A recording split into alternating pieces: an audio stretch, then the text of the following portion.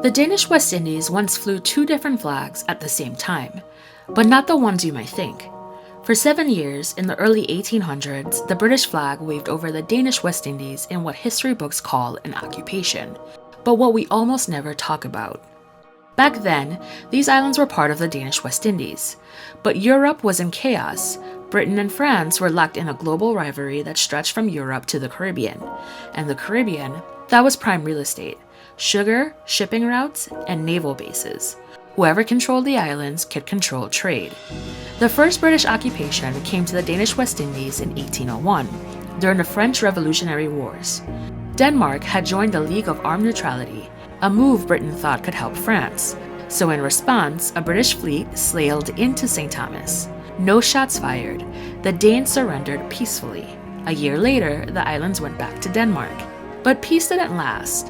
In 1807, during the Napoleonic Wars, Britain feared Napoleon might take over Denmark's navy and its colonies, so British forces seized St. Thomas and St. Croix. Again, no bloodshed. This time, the British stayed until 1815, when the Treaty of Paris returned the islands to Denmark.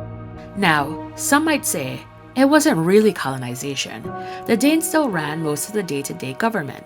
True, British settlers didn't flood in, Danish laws mostly stayed the same, but by definition, when a foreign power takes over your territory, even peacefully, that's still colonization, just a bloodless one.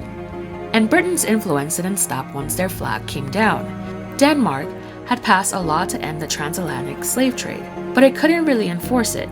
Britain, with its powerful navy, made sure it stuck, stopping and searching Danish vessels suspected of illegal slaving. And then there was emancipation. Britain freed enslaved people in the BVI in 1833, just miles away.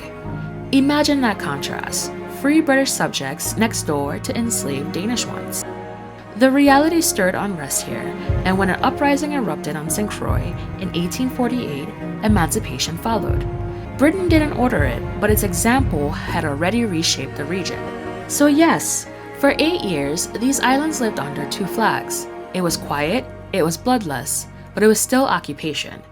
And Britain's shadow, from the slave trade to the road to emancipation, stretched far longer than those 8 years. So why don't we include the British flag as one of the now 8 flags that occupied St. Croix, and 3 for St. Thomas and St. John? What do you think? Should a British occupation be remembered as a bigger part of our history?